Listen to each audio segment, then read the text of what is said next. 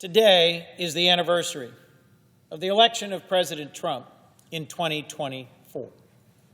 And today, as the shutdown of our federal government is officially the longest it's ever been, 36 days, because we can't come to agreement between our parties and our chambers. In fact, the House isn't even at work and hasn't been for weeks because Republicans won't work with us to ensure access to health care. We're in a dangerous and unsettled place here at home. But we're also in a dangerous and unsettled place abroad and around the world. My role in appropriations in this Congress is as the senior Democrat on the committee, the subcommittee, that funds all of our defense and intelligence. And given that role, where I've worked with Senator McConnell, the chairman, to write the bill that we should be moving forward that would fully fund the security apparatus of the United States, I wanted to come to the floor for a few minutes today and talk with my colleagues and our nation about what it is that actually keeps us safe at home and abroad. For my entire life, we have relied upon the U.S. military, and we will soon celebrate Veterans Day next week, when all of us should thank those who have served or who are serving.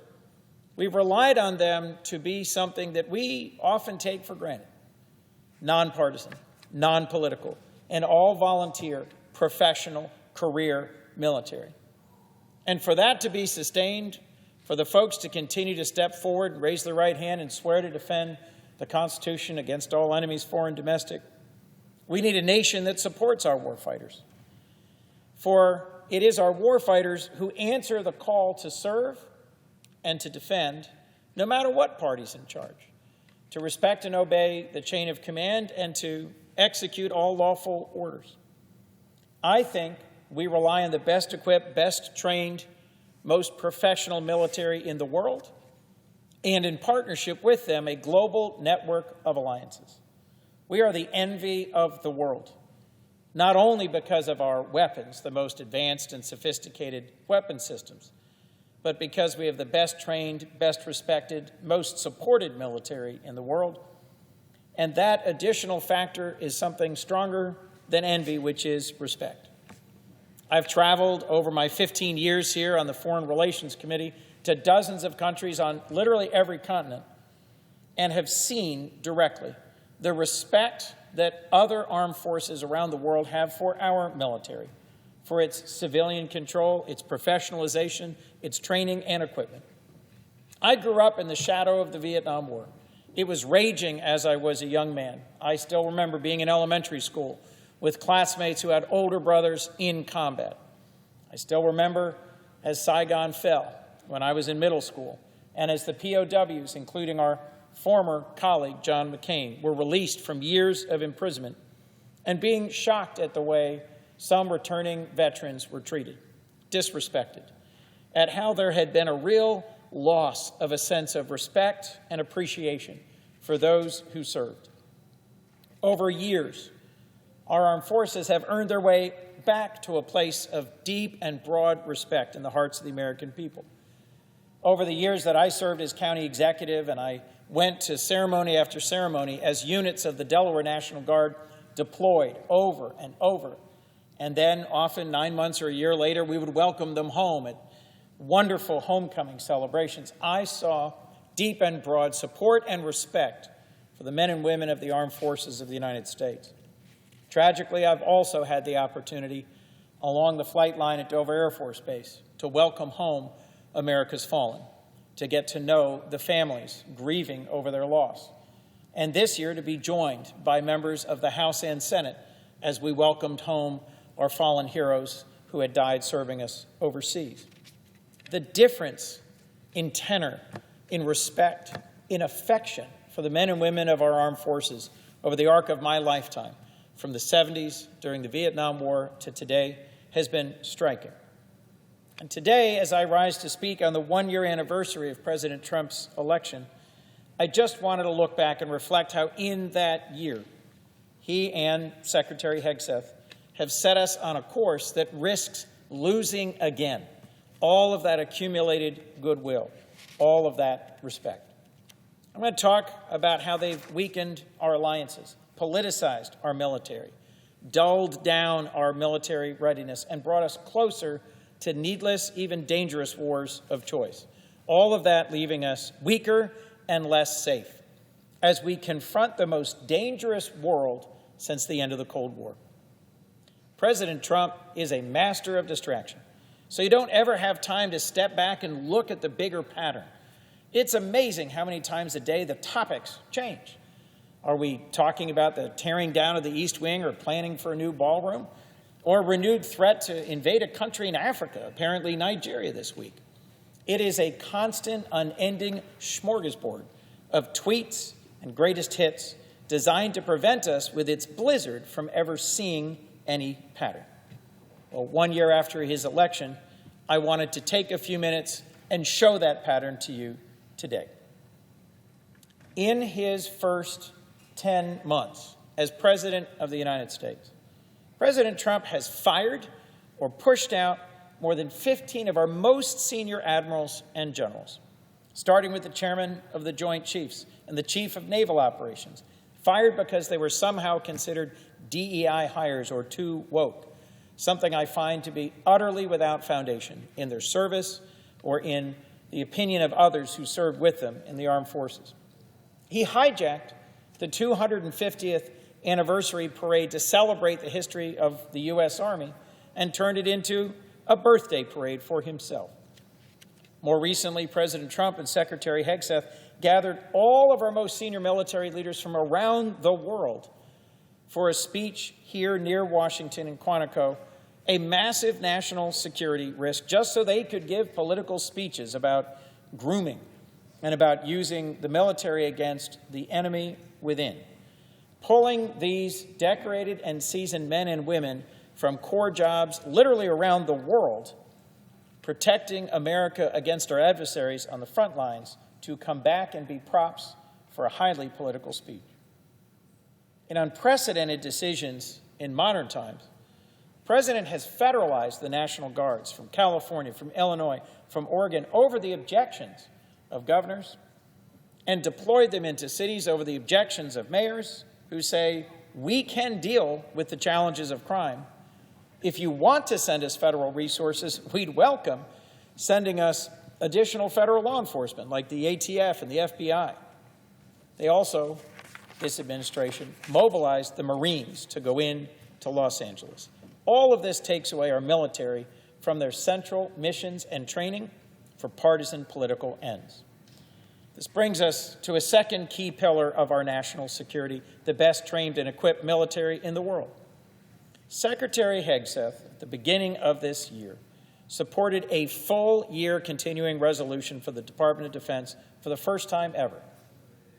And Senator McConnell and I, as the chair and ranking of the Defense Appropriations Subcommittee, were struck at how much harm that does.